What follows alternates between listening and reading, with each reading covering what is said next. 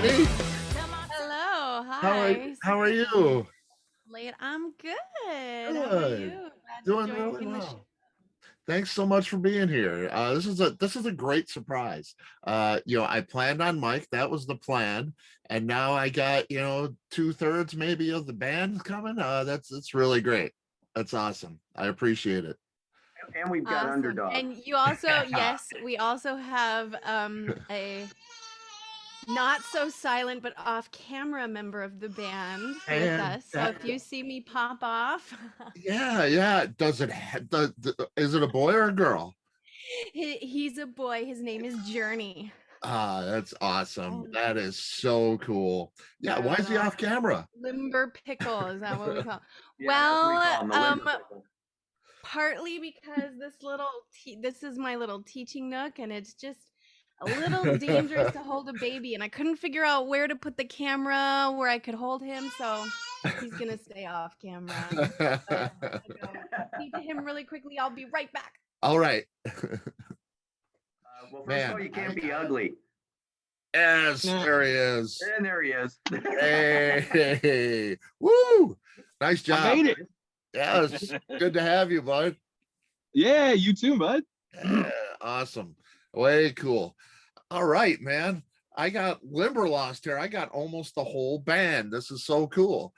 Big surprise for me, man. I thank you guys for dropping in. Let me kind of do a small introduction of who you guys are. Seattle-based band, released a new single, Good Fight. And it's about to be an album, as I hear it, called Good Fight. They've been nominated and won many awards. There's a long list, but most notable, International Singer-Songwriter Association's Band of the Year for last year. Pretty great stuff. That is awesome. Thank you so much. Thanks for being here. Thanks for having us, man. This is fun. Absolutely. You got to get out and work for us. Very cool. The first thing people are gonna say when I say, I got Limberlost, did an interview with Limberlost today, they're gonna say, what do they sound like? And I've heard a lot of your music. I have my own opinion. What would you say your sound is like? What do you guys sound like?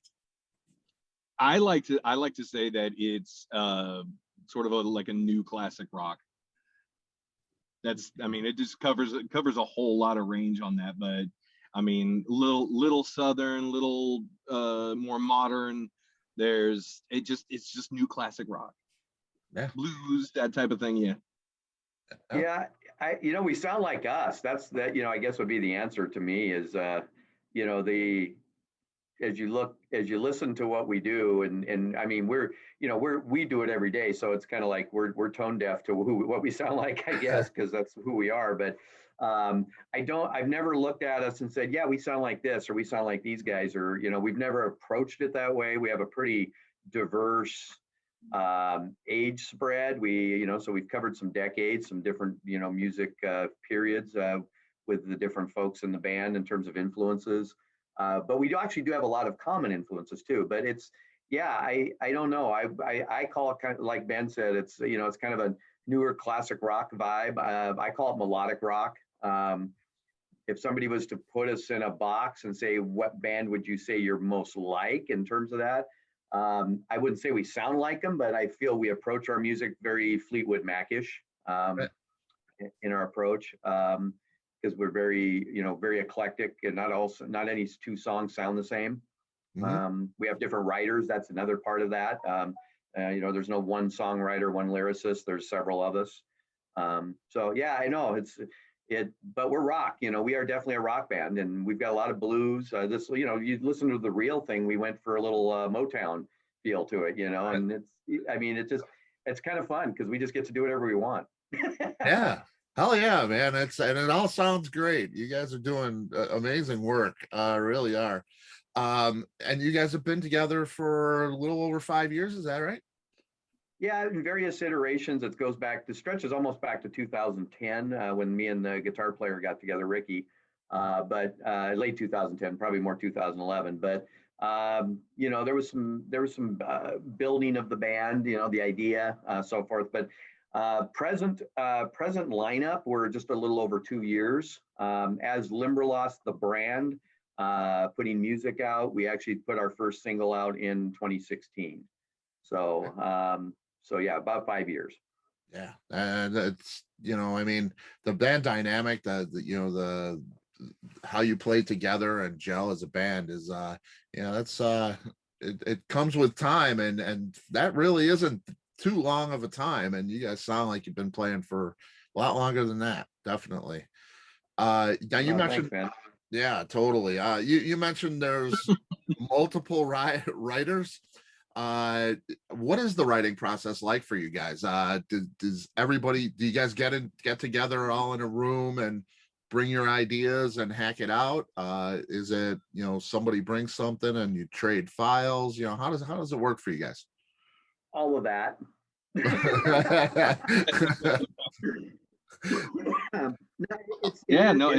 We'll bring somebody will have an idea and give it to the whole group, or just one single person will work it out. It's literally anything that you can think of.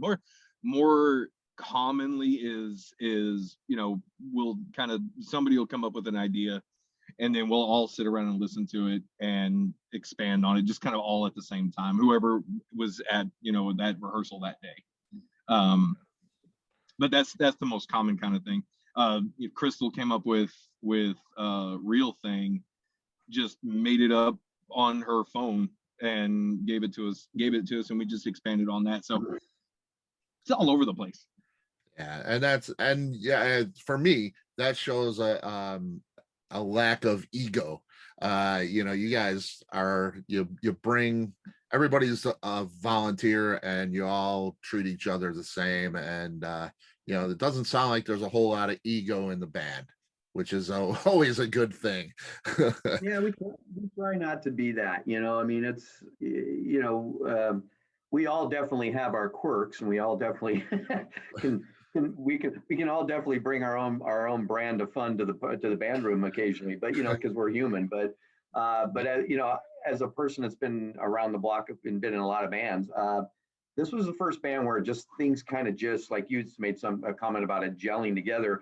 It does. There's a chemistry, and that's why I think being able to push as hard as we have and go for the things we have came natural, because it's very rare you get a group of people like this together where we all kind of know where the boat's going and we want to be on it, and we all kind of do our parts, and we don't get into that thing where it's that ego thing you're talking about. There's no there's no diva stuff that's happening, and it just makes it a lot more fun to do what we're doing. It really does. And I see Brittany's back. Yes. I'll let her chime in on this. Hey, finally. I heard.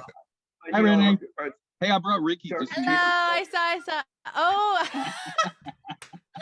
Ricky, I'm so glad you're here. Oh my God. It was so nice. It's so nice to see you, Ricky. Oh, hi, Ben. You can tell he's having a great time. He's not talking, he's not eating, and he's not picking his nose. So. Wow, yes. But hey, Brittany, we were just talking about the band in terms of stuff and ego. And I mean, Brittany's a classic example of why this band works, because she came and joined us about 2 years ago. And in her own right, she's a phenomenal singer and songwriter. And, I'll let her expound from there, but how she kind of just dovetailed in support of Crystal as a vocalist and is at home there. And doesn't bring, where you'd find in some bands that wouldn't be the case. There'd be this jockeying that goes on and stuff. And we just don't have any of that. So I'll let you roll with that for a second. Yeah, in fact, you know what? I'll dovetail that with a little story from just us in the studio over this last couple of days, because there was this moment where I sang a part, and then, okay, we're getting Crystal's part, and we kind of change harmonies right in this moment. We're listening back at it, and you cannot tell which is me and which is her. Now we know because we know who sang what, but when you hear it, you're like, oh man, that's so cool. We did one of Yep. those Ann and Nancy things Yeah. where you can't tell Yep. when they do that. And I remember, and to what Mike was saying, you know, I got my degree in vocal performance and opera. Actually, I sang opera in Italy. I I teach voice and piano, and so music was very much my career and is my focal point. And I kind of met this band a little bit in a Cinderella way. I'm affiliated with a friend of ours, Sammy Shafi, who invited me on stage with Blue Helix once, and I sang with them. And Mike happened to be in the audience, Mike and his wife. And she heard me and was like, hey, kind Yeah. of made the connection. It was very Cinderella. And I remember the first time I sat and heard Crystal's voice, it just struck me as so, wow, there's particular color in there that I hear in myself too. Like I've never found kind of a sister voice, but she has so much richness and so much depth, and just the way that she approached it. And I have this kind of soprano approach to that. So, you know, when we got together that first day as kind of a trial, it just really, you know, the word Mike keeps using is gelled, and it really has since then. I mean, she ended up being in the room with me when my son was born. Wow, that's So awesome. That is so Crystal was great. there. Yeah, That so is it so became, great. we're a little more of a family than that. So Yeah. yeah, so it's kind of a cool thing, and we've all sort of found our spot and found our place in that. And then I heard you guys talking about songwriting a little bit, which I love because I brought a song that I had written years before the band, like 6 years before. So I'd never heard of Limberlost. You know what I mean? Wrote this song and I brought it to the band, and it was such a cool thing to hear everybody put in their piece. And it was so interesting because it was largely a piano song, and that's not even what Tony plays at all. He wrote his own thing. Wow. And, you know, just somehow we were able to take this thing I wrote, and everybody had their input and everybody had their influx in it. It just was such a cool experience. And now I can't even imagine that song any other way. It is the Oh, that's song my now. favorite song that we play by far. Okay, tell me the title. In the What song garden. is it? That's It's in the called, garden. So that's one of our yeah. secret ones. Okay. Well, we have a secret in the sense that it hasn't been released yet. Awesome. You know, Awesome. you'll And get that on the album. cool. Do we know, do we have a release date for the album? August 6th, All the right. day we start our tour. Ah, very cool. Very Yeah. awesome. Yeah. Is it it's a full-length album? It's 8 songs, but it's almost 40 minutes. Because we've Okay. got to, you know, I don't know what it is about us, but we Rock. tend to take that 3-minute song and turn it into a 5-minute song just about every time. Well, and I say that jokingly because the song that Jody probably introduced us to you with was "See What You Want." That's like a 3-minute, 3 minute and 20 seconds, something like that. But we have several. Good Fight is 6.5 minutes. That was one Wow. Timothy Eaton produced. Mhm. And then the one we were just talking about, In the Garden, actually, I kind of liken it, not that it sounds anything like it, but I kind of liken it to our Stranglehold. It's got a very A whipping long post. jam at the end. So it's a 7.5 minute deal, where Nice. we just kind of cut after the vocals kind of die out. We kind of carry it for about another 3 minutes with a pretty wide open jam session. So, Oh, and it just that's all, and that song is very unique because we did it as we were doing a demo for reference after we recorded Setting Sun. We just finished this basic setting or basic runs or tracks for Setting Sun, and we had everything set up. And Ben and I had talked about having a run of this in the garden so we could kind of all sit back and listen to it and see what we liked about it and what we wanted to fix and so on and so forth. And we didn't have a click or anything. We just said, hey, just run a session on this. So we did, and that's the album. That's what ended up on the album. It was so magical. that's the way it happens. That's how great stuff happens for sure. Brittany, did you think it would be a 7.5 minute song all those years ago when you wrote it? No, I did not. No, I did not. No, it was kind of it was awesome how it turned out that way. And I vaguely remember, you know what? It's so interesting because part of a growth of a song is also the circumstance of a song. you know. And so I think at that point we were playing, it was at Hemp Fest. I think it might have been Hemp Fest, Yeah. and we had to Okay. have Hemp Fest. like it had to be a set, and we wanted to have more like dance. We wanted to have more dance time. And so we're like, let's just take this and let's just jam it. And so we did, and we had such a blast with it that ended up being the song. Do you know what I Wow. mean? Like that ended up Yeah, being the song. took form there. And it is. And you can't live without it. It makes so much sense, because when you hear the song, I mean, that's when they all, you know, everything rises from the dead. It just makes sense. That's way cool. That is way cool. Now you guys are working with Timothy Eaton. Yep. Major producer, and he's worked with En Vogue and the Allman Brothers. I mean, you're talking about two ends of the spectrum, you know, and so many others. How does a guy like that come into, you know, a group like yourself who is family? Mike. You know, I have this bone in my body that won't let any stone be unturned, especially when it comes to the band. And so I'll just keep beating on things and keep kicking things until I find the door in the wall kind of deal. So, but this was a really weird, bizarre twist of events. And you've heard of Chris Lord-Alge, the Absolutely mixing guy on. Yeah. So Chris Lord-Alge ends up in a pub in Fife, Washington. My wife and I are out supporting a friend of ours named Pamela Moore. She was Sweet Sister Mary with Queensryche. Absolutely. They were having their a show at this, you know, local watering hole that we all kind of cut our teeth at. And I'm sitting there with my videographer Dave Jimenez and my wife, and Dave looks at me and he goes, "Hey, do you know who that is?" And he's pointing at this guy over my left shoulder, and he shows me a picture, and I go, "Yeah." And I look over my shoulder, and there's Chris Lord-Alge. Like, I'm just like, what the heck is he doing here? So I look at both of them and I say, "Excuse me." So I go over and introduce myself, because that's what you do. And and we get to talking and stuff. And you know, Brittany had mentioned a friend of ours, Sammy Shafi, a great friend of mine, and he's actually going to be partially on our tour with us in August. And I know this is like Sammy's hero. And Sammy happens to be halfway around the world in Malaysia on a beach with his wife. And so I know he's at a 12-hour time difference from me. So I get Chris to take a selfie with me. And just for the sheer purpose that I'm going to post it on Sammy's WhatsApp, and then I'm going to ghost him for like 5 hours, right?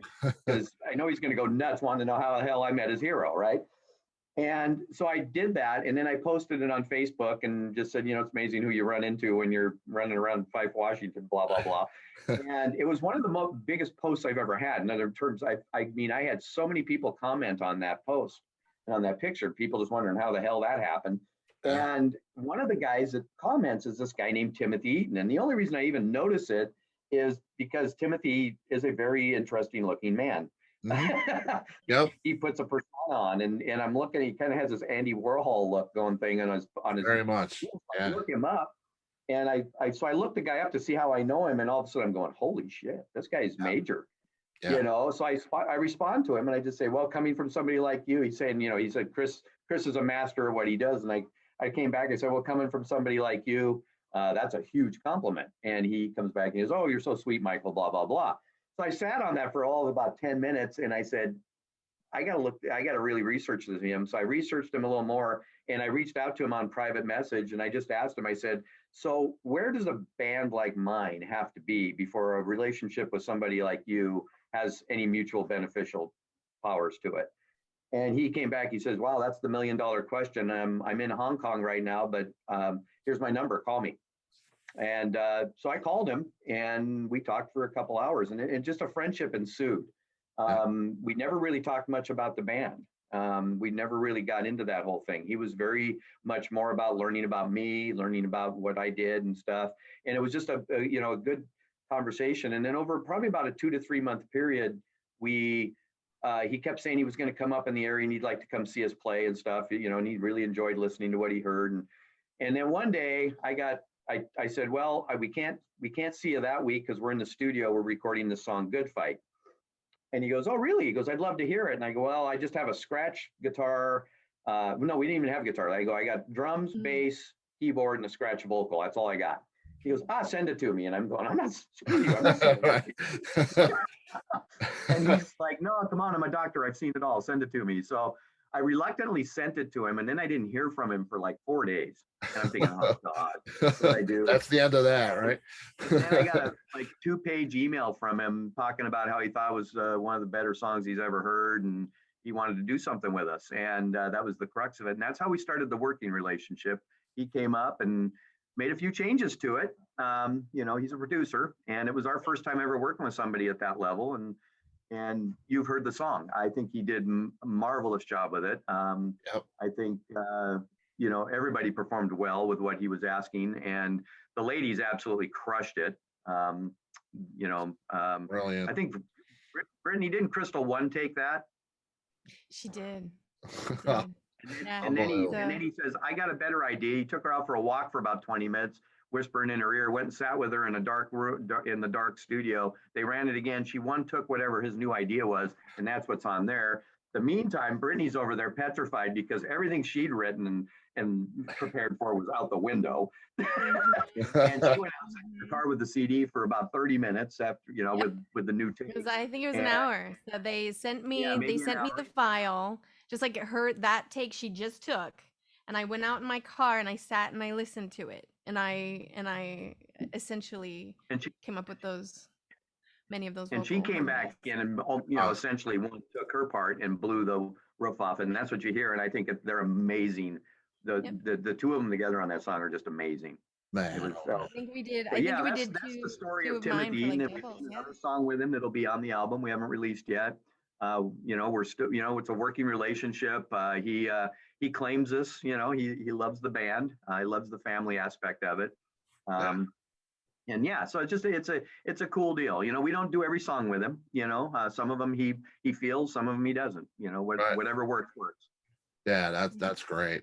Now, Ben, I gotta ask you. You know, you're there in the band. You got this going on with the girls and everything. And does it make your job easier as a bass player? You know, when they come so prepared. You know. Oh yeah. Oh no. I would imagine. Mike is really the one that I got to worry about. Yeah, well, yeah. But you know, yeah. I mean, I would imagine that, you know, it sounds like when you guys are doing this, that, you know, with the one take and you know, going in the car and writing the part on the spot, it's a preparation that, you know, is instantaneous. It seems, you know, all you guys are set to go. It's got to be great to fall into that kind of atmosphere and play with professionals like that. It's pretty great. It's a blast. I've been doing this for the least amount of time. I didn't start really playing music at all until maybe like 2012. So you know, all these other guys been doing it for a combined 60 years or something ridiculous, and it's, you know, it's built into every. Ben, how old do you think we all are? My God. Combined. Mike's like 80, so I see most of that's Mike. Yeah. But so between Mike and Tony. Well, and then Ricky's been doing this for decades too, and I'm just kind of squeezing in now. Crystal, you know, she's just naturally talented, and I know that she hasn't been doing the band atmosphere type of stuff. There's worship team and all that, but I'm still a rookie like this, and so being able to walk in and do this kind of stuff, I don't know I know it's amazing, it feels great, but I don't know how it compares to other people's, you know, experience from the past. So I just kind of write it, and it's obvious that it's something special and it's fun, and it doesn't come around all the time. I know that it's obvious, but I got a lot to learn, and it's just a blast right now. It's pretty great for the 17-year-old that you are, huh? 37. It's pretty cool. And the video, I got to get to the video. Good Fight video. Everybody needs to go see that. What a great job on the video. I mean, it's so dramatic, socially conscious. It's just got so many great elements to it. And I want to ask about Savannah Tripp. I saw that credit and I see that beautiful face. I have to know who that is. So tell me about the making of the video and everything, how that was for you. Well, first of all, Savannah is my grandniece. Awesome. See what I mean? He yeah, said grandniece. He's been around a while. Got some grand in there. The workday is not over yet. Okay, well, I'm in anyway, that video, wow. yeah. Wow. It was kind of a, because when Crystal first wrote the lyrics to the song, it had a totally different meaning and a different time. That song, we do a lot of, we don't go into the studio and write albums. That's not what kind of band we are. We write a song. We've got a brand new one we're working on right now. We're going to play it at live here in a few weeks. A long way from home, and we're excited about it, and we approach it where we write the song, we get to a place where we're having fun with it. We plug some things into it that we think will work live, and then we go out and road test it. Sometimes we'll play a song for a whole season before we take it into the studio. Sometimes we just walk in and do the song. So so Good Fight had actually been around the block and actually was not the song that it is now. It was much more anthem-y, heavy Coliseum snare, soundy, kind of deal. That was kind of going to be kind of our Silent Lucidity type song, Right. And Timmy came along and had some different ideas with it and turned it into more of what you hear now. But the song's meaning was a little different than what you see on there. But there got to a place where, we actually had this album ready to release it last April or May, around this time last year, but we couldn't tour. So we just kept sitting on this, I don't want to release an album just to release an album. And we got to be able to get out and play. We got to, otherwise it's just going to get lost. This great work that we've done is just going to die. It's going to die on Facebook with everybody else's stuff, Sure. So I think we litigiously held on to it, but then all of a sudden there got to be a point where, and I think might have been Brittany that walked in one day and says, we just really need to do the video on this. We need to get this song out there right now because socially it means a lot more. It really is hitting a lot of things that's going on in our lives that we're not, nothing we foresaw when we wrote the song, but it just was all of a sudden starting to click and dovetail. And so that posed an issue because we had this idea of where the song was going to go emotionally, and now all of a sudden we're tying it to a little different feel and a little bit more of a different place in history. And then also we wanted to, and so Timothy kind of brought the idea to life a little bit in terms of pushing the social issue a little more. And then it became the big challenge of how do we do that and not pick a side? How do we do that? In a world right now where everybody's got a side, right? Nobody's watching the left. How can you? This is the world, right? How can you look back and just look at it? Yeah, You're exactly. observing it. There isn't a meaning or a right or wrong or this or that or drawing lines in the sand. You're just looking at it. So that was the challenge. And using Savannah was, this thin little silver thread that kind of widens through there that most people miss, and that's what it is. It's the look of innocence and hope that's watching what's going on in the world, standing back and doing what Brittany just said. And how do the kids, the innocent people look at what they're seeing and what we're doing with our world, as adults and people, all of us with our passions and so forth. But, and to know that towards the end of the song, we tried to flip the script a little bit and say, look at all the cool things that we do too, that they could be looking at. Look at the charity, the innovation, the heart, and all the stuff that drives us as humans. And then to say she got that at the end and holds the flower up. And part of that came from, Timothy asked us this question, what's the good fight?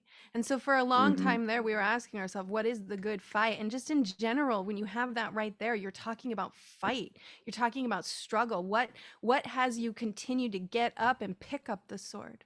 What has you Right. continue to do that? And we were really asking ourselves that. And I think that in general, everyone was in their own good fight.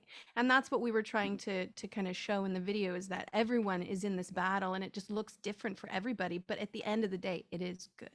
Yeah. It is Yeah. good. There is a reason. And we're reminding you, whatever your reason is, to pick up your Mhm. sword. Yeah. Yeah. It's powerful stuff. It really is. And I think the video really nails it. And you know, Savannah just she did it for me in that video. Is just, you know, that's just the key to the whole thing. It really is. And she's a perfect little face, and it's just beautiful. It really is. Um, I have to ask too, you have this dynamic again with the band and these two singers up front who are fantastic singers, happen to be beautiful ladies. Um, it was that the design from the beginning. To just, you know, when the band, when you said, I'm going to be in this band, I'm going to form this band, you know, I want two ladies up front that are great singers. And, you know, was it all in design? You just fill the positions, or does it just kind of happen? I'm going to answer that in two ways. One is no, and the second is I think there's always a design. It might not be yours. You have to let things play out and recognize when your desires and your goals are being answered. I think time takes care of a lot of that too. People say, because I'm a very impatient individual when it comes to running a business plan and a model, but my patience is in the fact that as time has gone on, we've made the right decisions at the right time, personnel wise too. There have been other members of this band, and stuff, and all good people and, friends and so forth, but it wasn't the right fit eventually. And because time started to move us in a direction. No, so yeah, I think that there was no predetermined look, but we've also got some really good people around us, and I think as the opportunities present themselves and as the timing works out, I have mentors that I can talk to, and they'll say, you might think about this or you might think about that. So the brand has been what's been more of a development, and the right people come along and have come along to fit into that branding, and I think that basically is what I think formed the band as you see it. The right people were there when they needed to be. And so far in those last couple of years, that I think we've, you always knock on wood, and I've been in bands long enough too, Scott, that things are always, but I think this is the band. This is the final product you'll see for Limberlost for quite a while. So yeah, but yeah, it was never a design. We never said we wanted, because there was never anybody we were trying to compare ourselves to. I think the design was just to write good songs. Yeah. And that's what I figured, but it turns out that you have this great, without even hearing the band, seeing that a stage picture, like I saw the on YouTube, you got the one photo that introduces the video before you even click on it. And I looked at it and I said, look at that, that's just, it's a great look. And, you click on the video and it's a really fantastic sound to go with that look. So it's an all around package. And, it's great that it happened that way for sure. I have heard this story before, but I know people are curious that don't know the band. Limberlost, really unique name. How do you get that name, Limberlost? Let me cut you off for just a sec. I gotta run. We're getting a little hit, but all right. If I can make it back, if I can make it back, I will. But it was good to meet you. All right. And great thanks for having you, us, man. man. Thanks, all right, guys. man. Thanks. Yes, sir. Bye. jazz hands. Yeah, the name, the name was, Yeah, Crystal and I had a little interview yesterday, and of course, this is one of the questions that always comes up. So, Sure. because it is a different name, but yeah, in today's world of the internet, you plug in something, and I got a great name, plug it in, and 15 other people already are using it. There's not too many that aren't go unused. Yeah, and even Limberlost was actually being used by a band out of Ontario, Canada. Of course, they died about 2 weeks after we came to life, so that never became an issue. But the name itself, it was something that Ricky actually brought into the band room. This is my recollection of the story.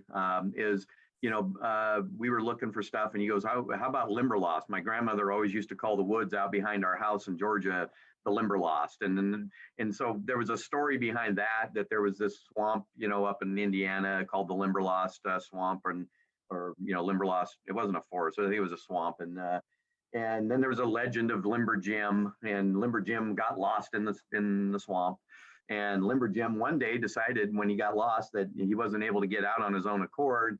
He kind of gave it up to a higher power, decided to walk in a straight line and said a prayer and walked one foot after another and followed the light and just walked himself straight out of the swamp and was found, and it became very metaphorical, kind of in how we write our songs, and we just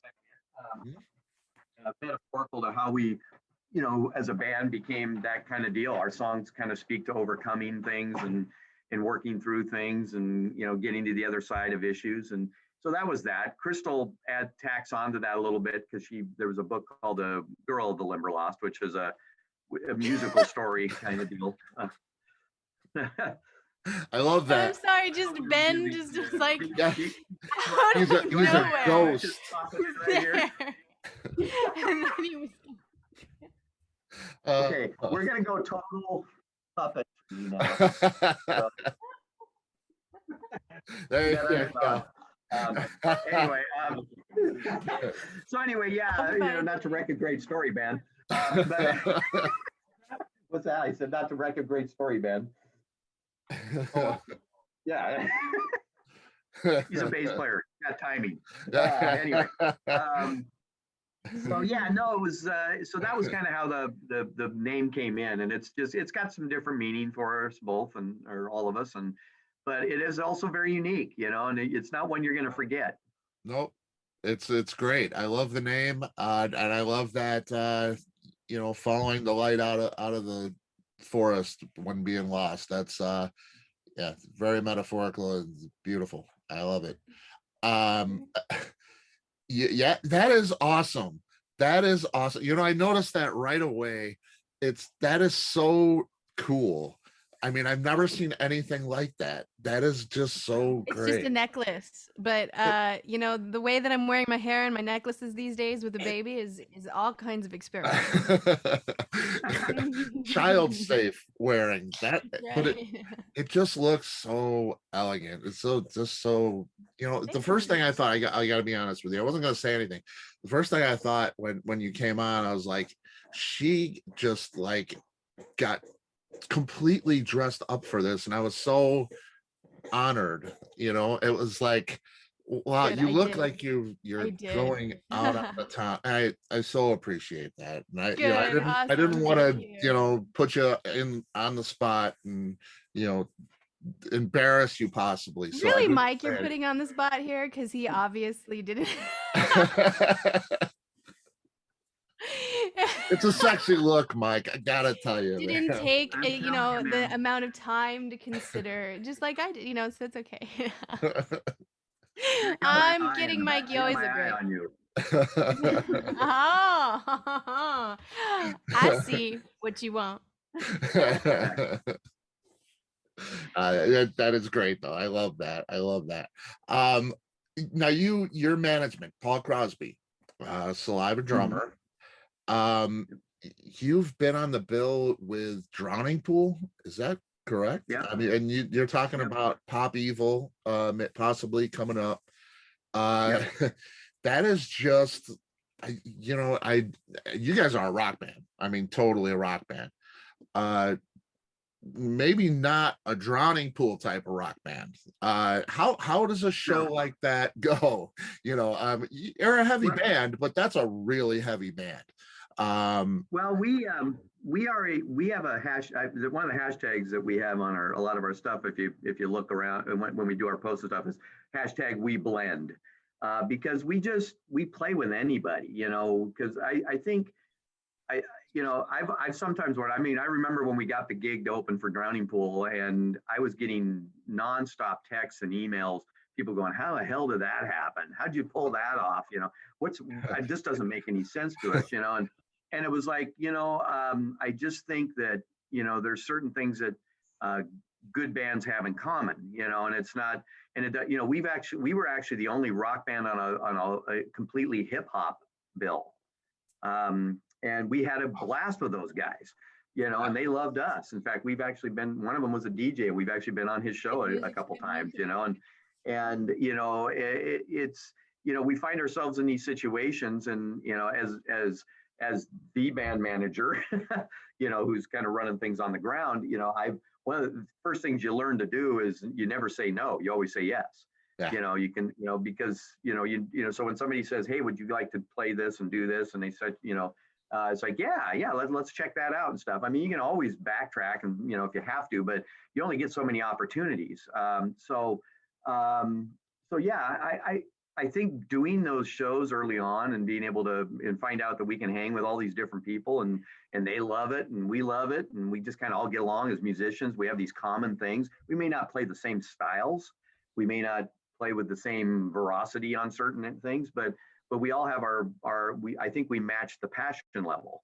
And I think that's what comes through, the professionalism and the passion and so forth. So I think that blends in on stage, and, we pick up new fans that way too, people that would maybe never have heard of us if we hadn't have done those shows. But yeah, we're opening up for our first leg of the tour on August 6th. We're playing the Snake River Rock Festival in Lewiston, Idaho, and we're opening up for Tantric. So we're direct support. Nice. Yeah. So, And just to add on to that too, music is an ever changing and ever moving and morphing world. And I think that just in general, with how things are so easily accessible and streamable, I mean, and I know this just from teaching standpoint, people are open to, they want to hear all genres. They don't want to go to a show anymore and just sit with one thing. They want to hear many things. So I think it's been kind of an interesting facet to see that show up in the music world too, like loving being with all these different artists, to like what Mike was saying with the hip hop and the heavy metal that we played with. So Yeah, I think it's neat. I think it's wonderful and a very cool progression music is going to. it is. It's great. And, it's like Lollapalooza kind of, where you get a whole bunch of different kinds of stuff. And I think musical people, which I think, most people that are into any bands or musicians or artists of any kind are musical people. I think most of those people can appreciate good music. If it's good music, it's good music. Good music's good music. That's just right. it. Right. Yep. So there's a good discipline that comes along with, like we know what we do well, and we don't try to be anything else than that. So we, that doesn't mean we don't experiment and push the edge a little bit here and there and look at stuff, but we know what we do well, but that doesn't mean we can't go watch somebody else and appreciate and not covet what they do. In other words, I don't have to be envious of that guy because and say, oh, we got to play better metal like those guys, or we've got to do this. There's all that what about shit stuff that goes on, and we're very comfortable in our skin, very happy with who we are and what we do to, and so I think it's being able to go, I just think that it oozes out of you when you go and you hang out with all these other people, that it's like, I can appreciate you and I love what I do, and if that's mutual, then yeah, you have good synergy on stage no matter what genres you're messing with. Yeah, that's what it's all about, really. That is really great. What's your dream gig? You're about to go on the road, you're open, you got a chance with Pop Evil. What would be the dream gig for you guys? Go ahead, Brittany. I'll let you. The dream gig. I'm like, God, that's like, I'm ready to tour Europe. I'm ready to. Yeah. I don't know what the dream gig would be. I don't know. That's kind of a hard question because certainly there's lots of places we'd want to play and lots of things that we want to do. I would say it's what gets our music out the most, I guess. I don't know. Mike, do you have a dream gig? It's a great answer. Yeah, I do, but when I start thinking of the dream gig, I can think of, there's always the, but then what, because there's always going to be another thing that, I would love, I watched, when the Foo Fighters were over in Greece playing or I think it was Greece, and they were playing in those old ruins and stuff. And I go, wow, wouldn't that be cool to go, the dream gig for me is not so much Exactly. about where, but with who, Yeah. Monsters of Rock cruise ship, with Alice Cooper and all those, to play in a lineup like that, or be in a stadium and doing, opening up for, Aerosmith or something, I'm just throwing names, but, doing something like that would be fun. Just to Yeah. experience Or, that, just to experience I with think that people. yeah, to the same extent, maybe the dream gig is it's not really a something you can specifically say, yes, this is what we're gonna go for. Because if I think of like Live Aid or I think of like Woodstock, these gigs that would have been like, wow, could you imagine playing at one of those? Yeah. They didn't know when they played at those, Right. that it Yeah. was gonna be like that. So that's the dream gig is we want to be the kind of caliber of musicians and the kind of caliber of band that will have us in the time and the place where we can have that experience too. Man. That's the Yeah. dream Yeah. gig. Yeah, the dream gig is like you say, I think it creeps up on you where you play a gig and you realize that this is magical. It's kind of like the song, I guess, when you go in and you're writing the song and it just happens and it turns into magic. Yep. So It yeah, is a magic. Lightning in a bottle, as Tom Petty used to say. yeah, Mm-hmm. yep, Wow. man, very cool, very cool. Well, you guys, I feel like part of the family with you guys. You guys are so great. Thank you so much for all this time that you spent. And I know, Brittany, it's really rough for you. I've been there, I know.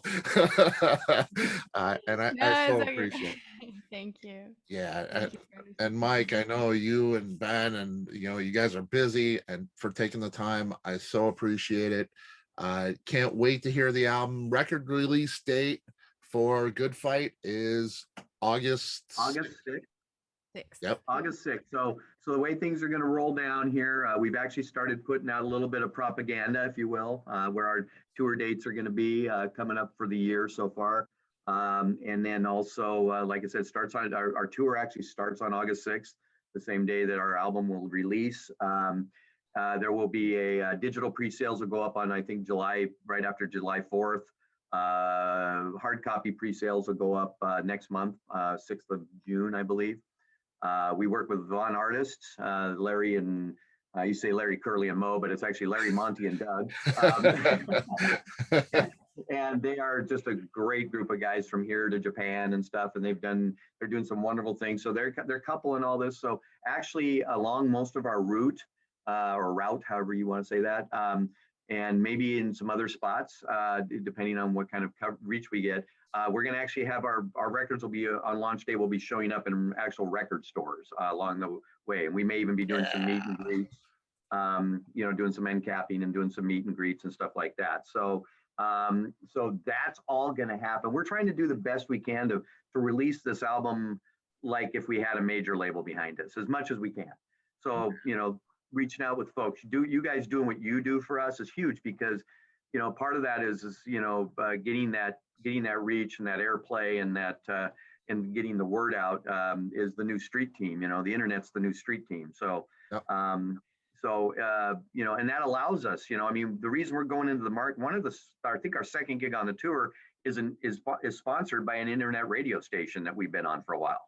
Yeah. So he's the one that put the gig there. He says, if you're ever coming through, I want to do this. So I said, hey, we're coming through. And boom, boom, boom. He had a place, he had the funds, he had the sponsorships and everything. And he set it all up. So, what you guys do is super important.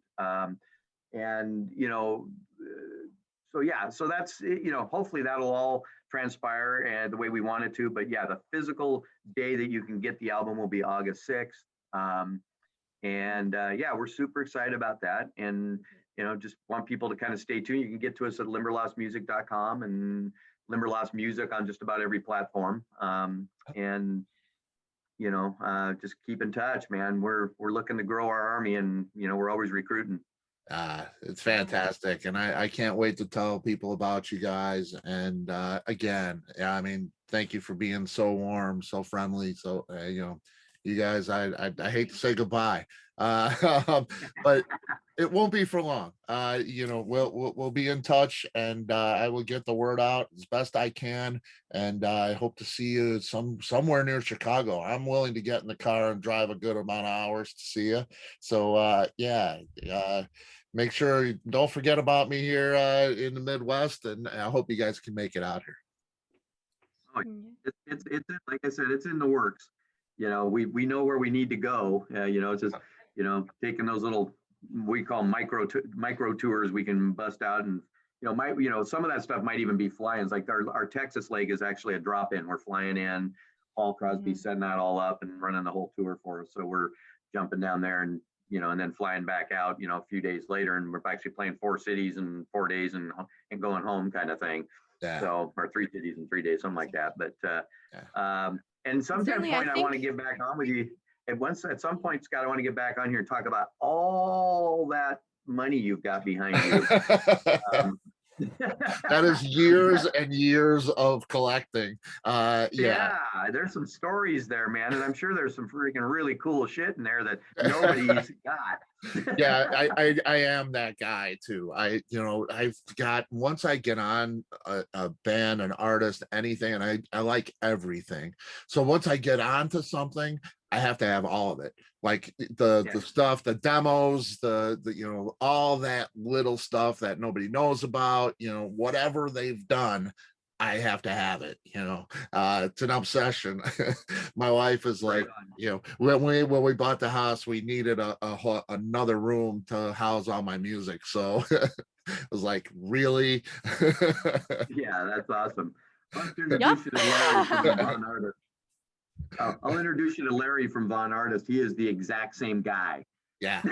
It is an obsession. And I see CDs not being made and everything going digital, and I think to myself, I love this stuff. I love pulling out an album and having that big art in front of me, and I love the hard copy and the feel. But then I think to myself also, I won't need any more room. If everything's digital, I can, I'm good. I won't need to buy a bigger house to have a more music room. So, but right on, man. Yeah. Hey, I'll let you go. Thank you so much. It has been an absolute pleasure. Thank you. Yeah, let's be in touch again, and best of luck to you guys. And I can't wait to introduce you guys to everybody. Awesome. Appreciate we'll it, definitely Scott. be out there at some point. All right. I look forward to it. Take care. Thanks, buddy. Bye, bud. You too, buddy. See ya. Scott. Bye-bye. Rock on, man.